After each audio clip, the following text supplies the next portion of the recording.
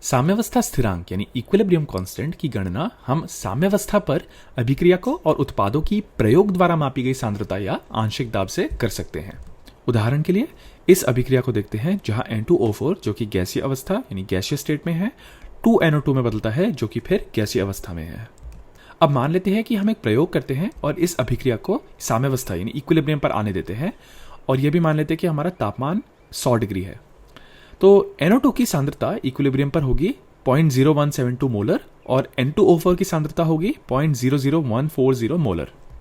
100 degree पर इस अभिक्रिया के साम्यावस्था स्थिरांक की गणना करने के लिए हमें सबसे पहले साम्य स्थिरांक व्यंजक यानी इक्विलिब्रियम कांस्टेंट एक्सप्रेशन लिखना होगा। हम संतुलित समीकरण बैलेंस्ड इक्वेशन का उपयोग करके साम्य स्थिरांक व्यंजक लिख सकते हैं।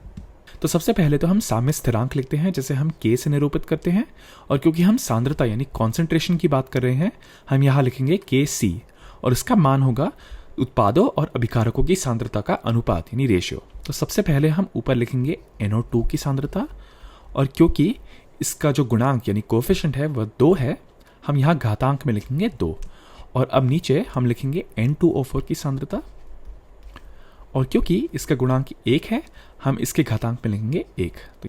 तो अब अगले चरण में हम इन सांद्रता के मानों का उपयोग इस समीकरण में करेंगे।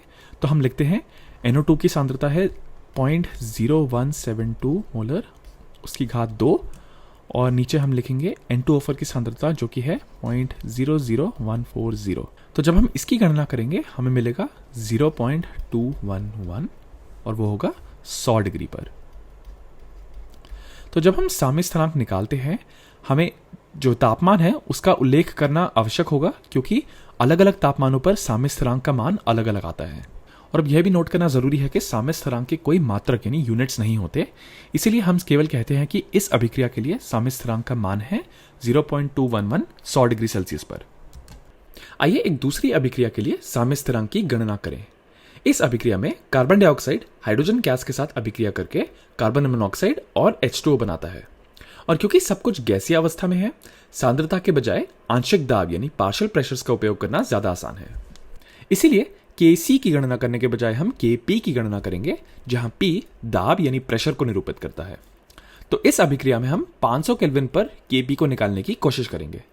Kp निकालने के लिए हम एक ICE सारणी यानी ICE टेबल का उपयोग कर सकते हैं जहां I शुरुआती यानी इनिशियल आंशिक दाब को निरूपित करता है, यहां मात्रक एटमॉस्फेयर है, C आंशिक दाब में परिवर्तन यानी चेंज को निरूपित करता है और E साम्यावस्था यानी इक्विलिब्रियम पर आंशिक दाब को निरूपित करता है। मान लीजिए कि कार्बन डाइऑक्साइड हाइड्रोजन गैस और H2O के मिश्रण को पहले से एक खाली किए गए फ्लास्क में रखा गया है और 500 केल्विन पर साम्यावस्था पर आने दिया गया है। और मान लीजिए कि शुरुआत में मापा गया आंशिक दाब कार्बन डाइऑक्साइड के लिए 4.10 एटमॉस्फेयर है, हाइड्रोजन गैस के लिए 1.80 एटमॉस्फेयर है और H2O के लिए 3.20 एटमॉस्फेयर है। और क्योंकि हमने शुरुआत में कोई कार्बन मोनोऑक्साइड नहीं मिलाया था इसका शुरुआत में आंशिक दाब 0 होगा। अभिक्रिया के साम्यावस्था पर आने के बाद H2O का आंशिक दाब 3.40 एटमॉस्फेयर हो जाता है। इसलिए हमारे पास ICE सारणी में इक्विलिब्रियम वाले भाग में H2O के नीचे 3.40 लिखा गया है। तो H2O का शुरुआती आंशिक दाब 3.20 एटमॉस्फेयर है और साम्यावस्था आंशिक दाब 3.40 है। इसलिए H2O का आंशिक दाब बढ़ गया है।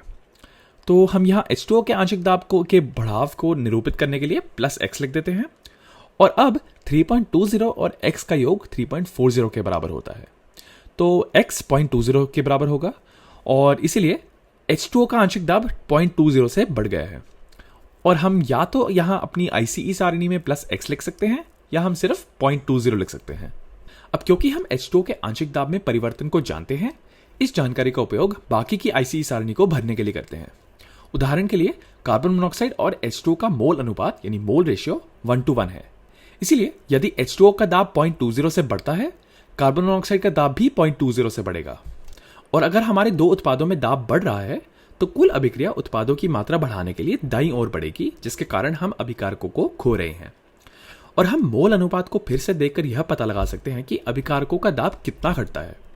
तो हमारे दोनों अभिकारकों के लिए हमारे पास साम्यावस्था समीकरण में गुणांक 1 है। इसीलिए क्योंकि यहाँ हमारे दोनों उत्पादों में +x है यहाँ हमारे दोनों अभिकारकों में -x होना चाहिए। और क्योंकि x 0.20 है हमारे दोनों अभिकारकों के आंशिक दाब में परिवर्तन -0.20 होगा यानी दाब 0.20 से घटेगा।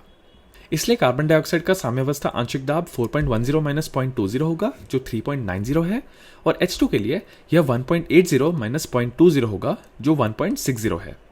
और कार्बन मोनोऑक्साइड के लिए हमने 0 से शुरुआत की थी और हमारा दाब 0.20 से बढ़ा था, इसीलिए साम्यावस्था आंशिक दाब 0.20 होगा।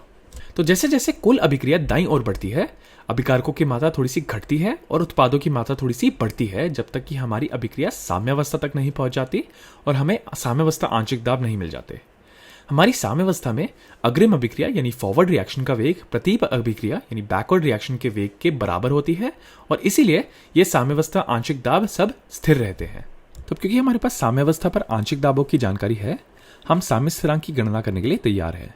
तो चलिए लिखते हैं Kp का मान होगा, और हम उत्पादों और अभिकारकों का अनुपात यानी रेशियो लेते हैं। तो ऊपर तो हम गुणनफल करेंगे CO और H2 के पार्शियल प्रेशर्स का, तो पार्शियल प्रेशर CO का, और क्योंकि यहाँ गुणांक यानी कोएफिशिएंट 1 है, यहाँ घात में 1 आएगा, और क्योंकि यहाँ H2 का भी गुणांक 1 है, इसके भी पार्शियल प्रेशर में यहाँ घात में 1 आएगा। अब नीचे हम गुणनफल करेंगे CO2 और H2 के पार्शियल प्रेशर्स का।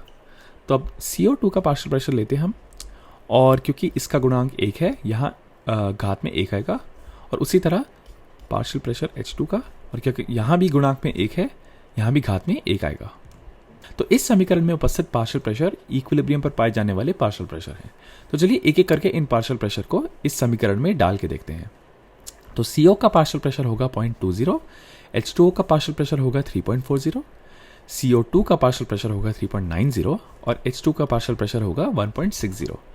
तो जब हम इसकी गणना करते हैं, हमें अंत में मिलता है 0.11 जो कि 500 केल्विन पर है।